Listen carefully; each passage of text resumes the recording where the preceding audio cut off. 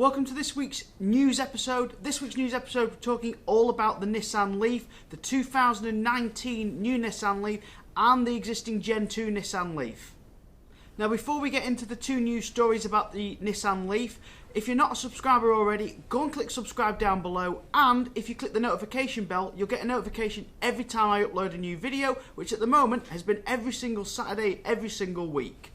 Now, the new Nissan Leaf is due out, the new 62 kilowatt hour battery. Yes, it's a bit of an odd size battery and everyone was expecting different sizes, but they've gone with a 62 kilowatt battery, which is a significant improvement from the old 40 kilowatt battery. Now, from what I've seen from some of the buff that's come out from Japan's HQ office, I've written them down on this lovely notepad here. First of all, it's going to have a rough WLTP range, that's the new testing cycle instead of NEDC, of roughly 239 miles. This is a rough guide because obviously they haven't really tested it yet under the new WLTP cycle.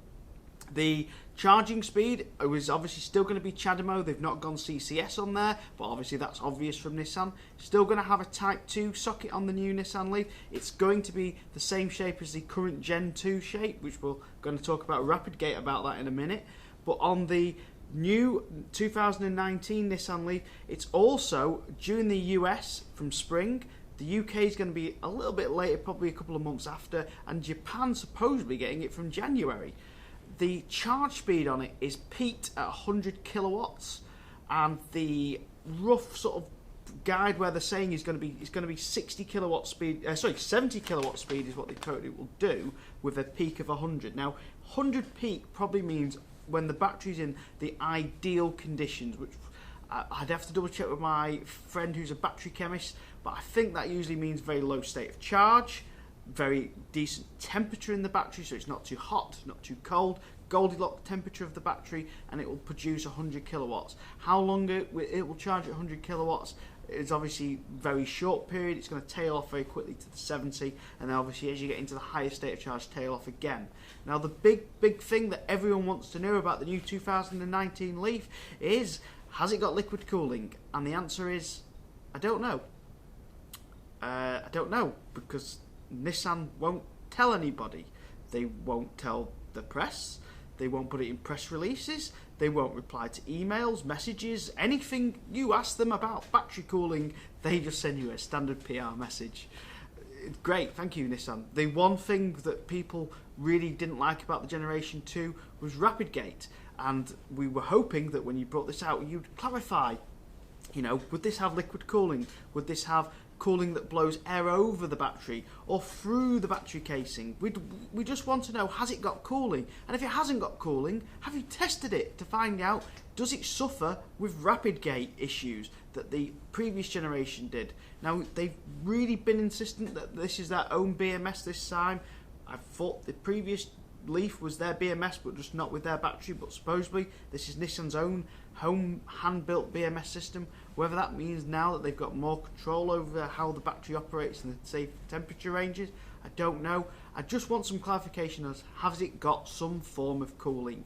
If this is just air-cooled by blowing cold air over the battery, then great. As long as it works and it doesn't get to, obviously, points where it's jumping massive percentages down in charge rate, that's fine.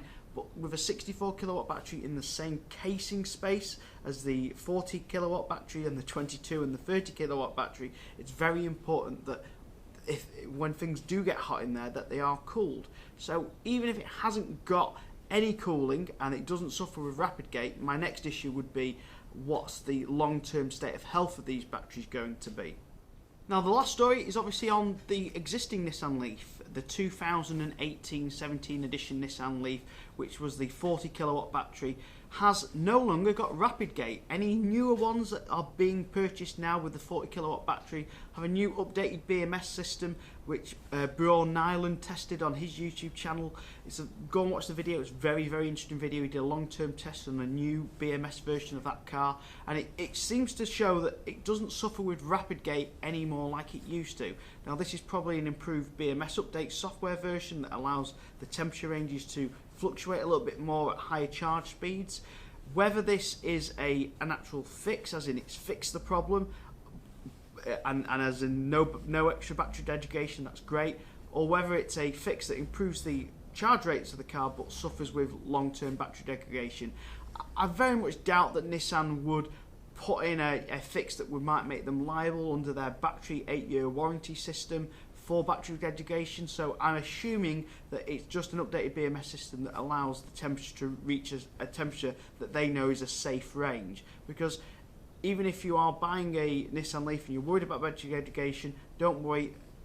Nissan have quite a long, decent warranty on those batteries anyway. I believe it's 8 years, 100,000 miles. So you're not really going to have to worry too much if it's going to be your problem long term.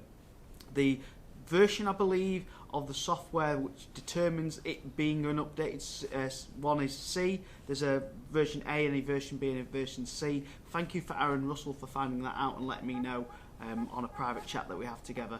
If you've enjoyed this video, don't forget to click subscribe, don't forget to click Patron, and check out my other videos down here. Thanks very much, and I'll see you again next week.